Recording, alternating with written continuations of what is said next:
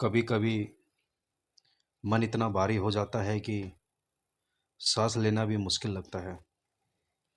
विचार ऐसे आते हैं जैसे तूफान की लहरें हो, रुकती ही नहीं। ऐसे में कोई कहे कि ध्यान लगाओ, शांत हो जाओ, तो मन और चिढ़ जाता है। पर आज हम यहीं से बात शुरू करेंगे। कैसे विचारों का बोझ हल्का करें और भीतर एक ऐसी शांति पाएं जो शांति नहीं, समाधि हो। आप इस वीडियो को अंत तक सुनिए, क्योंकि मैं कोई उपदेश नहीं देने वाला। मैं बस वो कहने वाला हूँ जो मैंने स्वयं जिया है। और आपसे ये कह रहा हूँ, मन को हल्का करना कठिन नहीं है, लेकिन तरीका सही चाहिए। देखो, विचार अपने आप में गलत नहीं है। विचारों को आना स्वाभाविक है। जैसे नदी बहती है, वैसे ही निचार भी विचार भी बहते हैं।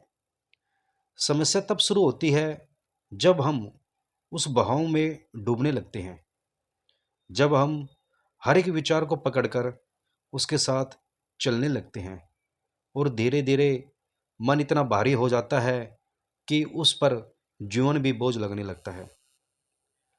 हमारे मन में जो सबसे बड़ा बोझ है वो अधूरे विचार हैं, अधूरे संवाद हैं, अनकहे शब्द हैं और भविष्य की कल्पनाएं हैं। हम या तो अतीत को खींचते हैं या भविष्य की चिंता में डूबे रहते हैं। वर्तमान में बहुत कम लोग होते हैं। जब आप सुबह उठते हैं तो क्या आप तुरंत जागते हैं, या आपके साथ कल की बातें भी उठ जाती हैं? क्या आप इस बात पर गौर करते हैं कि आपकी पहली सांस के साथ कौन सा पहला विचार आता है? कई बार वो कल की गलती होती है, या किसी का कहा हुआ कोई शब्द, या किसी जिम्मेदारी का बोझ।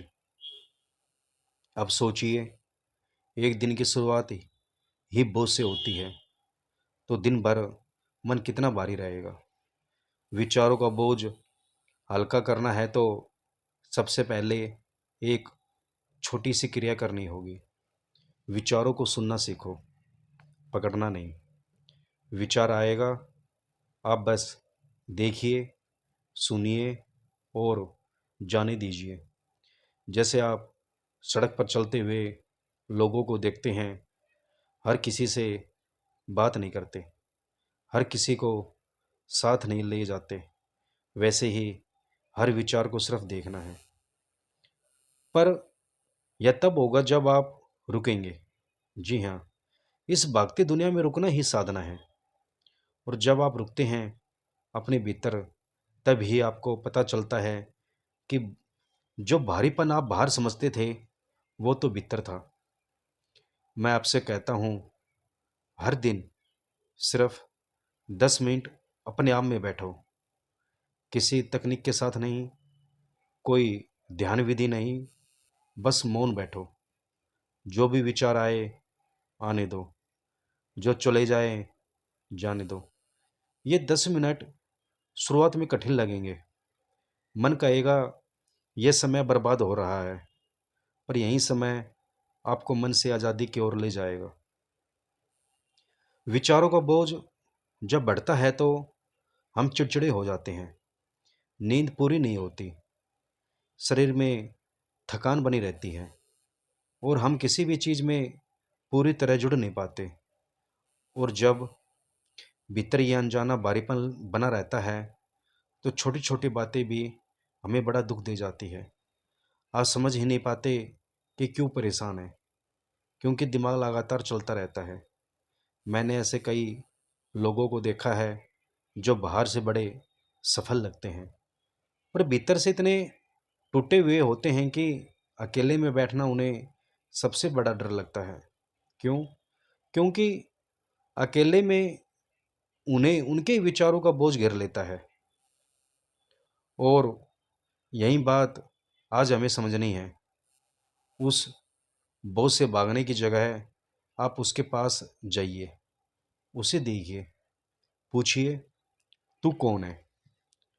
जो विचार बार बार आता है उससे बातचीत करिए। मन से लड़ो मत, उसे समझो। मन को आप जितना दबाते हैं वो उतना भारी होता जाता है। और जब आप उसे प्रेम से देखते हैं तो वह अपने आप हल्का होने लगता है। आज से एक प्रयोग कीजिए। हर दिन अपने विचारों को कागज पर लिख डालिए। कोई पढ़े या ना पढ़े, आप खुद पढ़िए। देखिए आप अपने आप से क्या बात कर रहे हैं। यही प्रक्रिया आपको अपने भीतर के बाहर से मुक्त करना शुरू कर देगी। ध्यान दीजिए, जब विचार नहीं रुकते तो उन्हें बाहर निकालना जरूरी होता है। और अगर कोई सुनने वाला नहीं है तो कागज से बेहतर मित्र कोई नहीं। ध्यान, प्रार्थना, मौन, ये तीन सबसे बड़ी औषधियां हैं मन के बोझ को हल्का करने के लिए।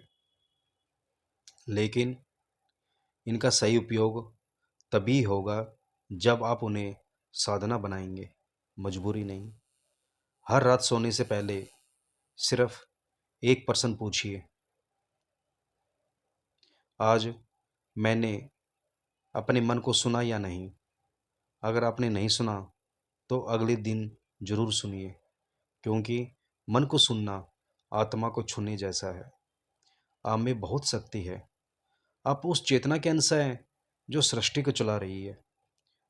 तो एक साधक को, एक शिष्य को, एक सच्चे जिज्ञासु को यह सीखना ही होगा कि विचार हमारे स्वामी नहीं, हम विचारों के साक्षी हैं। और जब साक्ष्य भाव में आप स्थित हो जाते हैं तो कोई भी विचार आपको बांध नहीं सकता। कोई भी याद आपको परेशान नहीं कर सकती। कोई भी चिंता आपकी चेतना को नहीं दबा सकती। विचारों का बोझ तभी ही भारी लगता है जब आप अपना समझ बैठते हैं। वास्तव में आप विचार नहीं, आप तो वह मौन है जो विचारों के बीच भी स्थिर रहता है। बस उस मौन को पहचानो। हर दिन थोड़ा समय उसी मौन में बैठो और देखो कैसे विचारों की भीड़ खुद शांत हो जाती है। साधना का अर्थ ही है भीतर के उस मौन को जानना, जिसे जानने के बाद विचारों का शोर संगीत बन जाता है।